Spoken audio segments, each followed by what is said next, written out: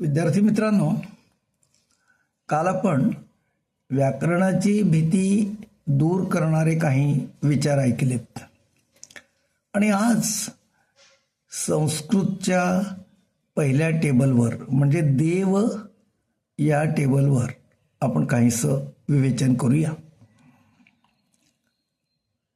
24 जागांचे 24 अर्थ आपण पाहणार आहोत आणि त्यातलं प्रथमेचं, द्वितीयेचं, तृतीयेचं, चतुर्थीचं, पंचमीचं, षष्ठीचं आणि सप्तमीचं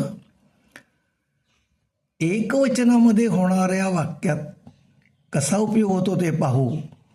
म्हणजे तुम्हाला आपोआप द्विवचन आणि बहुवचन समजेल. बघा, देव हा अकारांत पुल्लिंगी शब्द आहे, पण या देव या शब्दाला विसर्ग नाही. तेव्हा या मूळ शब्दाला प्रातिपादिक असं म्हणतात. मात्र त्याला विसर्ग लावल्यानंतरच तो वापरात येतो. बघा, देवः ही झाली प्रथमा. देवः, देवौ, देवाहा. एक देव, दोन देव आणि अनेक देव.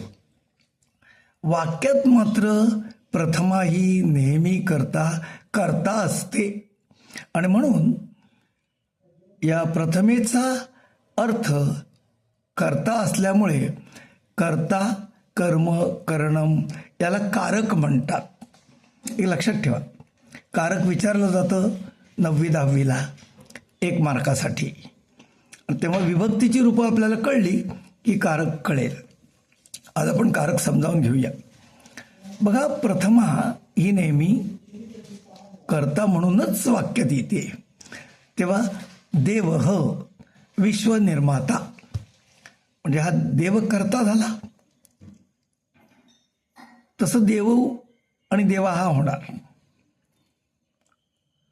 द्वितीय मात्र देवम. मी एकवचनाचे सगळे शब्द घेऊन आपल्याला समजावून देतोय. देवम हा शब्द कधीही कर्ता होऊ शकत नाही, ते कर्म आहे. म्हणून द्वितीया आणि त्याचा कारक कर्म असं लिहायचं आहे, समजायचं आहे, पाठ करायचं आहे. मात्र याला एक अपवाद आहे. नपुसकलिंगी शब्द जे आहेत, वन, पुस्तक, हे शब्द दोन्ही ओळीसारख्या आहेत. कसं, वनम वने वनानी, वनम वने वनानी. प्रथमा आणि द्वितीया. पुस्तकम पुस्तके पुस्तकानी, पुस्तकम पुस्तके पुस्तकानी. प्रथमा आणि द्वितीया. तेव्हा हे संदर्भानुसार त्याचा अर्थ आपल्याला कळेल. पण द्वितीया म्हणजे कर्म, एवढं लक्षात ठेवा. आणि तृतीया याचा अर्थ करणम आहे.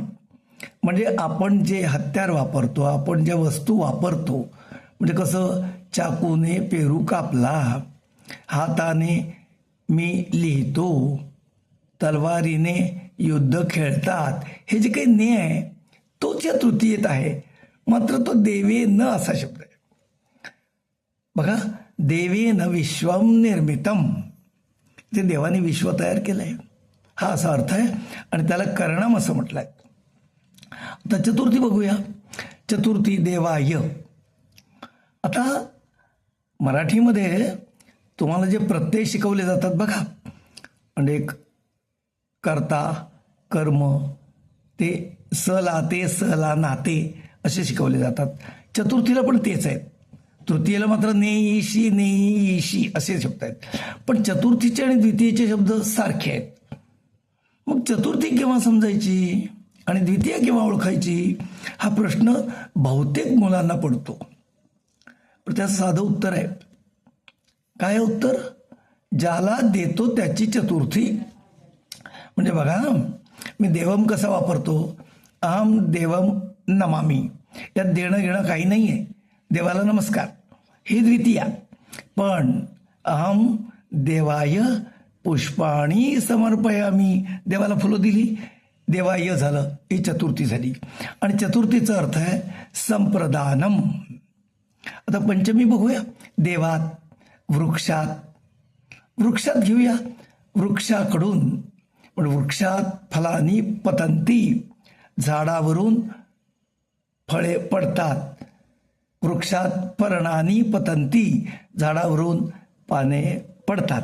हे पंचमी. आणि पंचमीचा अर्थ आहे अपादानम. तर षष्टी बघूया. षष्टीला स्य आहे, देवस्य. आता वृक्षस्य, रामस्य, हा शचा संबंध डायरेक्ट कर्ता आणि कर्माशी असल्यामुळे आणि तो क्रियापदाशी नसल्यामुळे षष्टीला कारक नाही. आता हिंदीमध्ये ते कारक, संबंध कारक असं म्हणतात, पण ते काही तेवढंसं बरोबर नाही. संस्कृतला त्याला कारक म्हणत नाहीत, म्हणून कारक नाही. आणि सप्तमीचा इंग्रजीतला अर्थ आहे ऑन आणि इन, म्हणजे टेबलावर पुस्तक आहे, माझ्या खिशात पैसे आहेत किंवा बॅगेत पुस्तके आहेत, हे सगळं इन आणि ऑन. याच्यासाठी देवे, वने, वृक्षे असे शब्द आहेत. आता वृक्षे नीडानी संती, झाडावर घरटी आहेत, अशा तऱ्हेचा अर्थ हा सप्तमीचा आहे. आणि सप्तमीला अधिकरणम असं कारक आहे, संबोधनाला परत कारक नाही. तेव्हा हे कारकाचे शब्द जे आहेत ते नीट समजून घ्यायचे. कारक कळलं म्हणजे वाक्यातील अर्थ कळला, आणि वाक्यातील अर्थ कळला म्हणजे भाषांतराला त्याचा उपयोग होईल. धडे वाचताना कारक समजलं तर अर्थ सहज कळेल. आता पुढील भाग आपण उद्या पाहूया. धन्यवाद.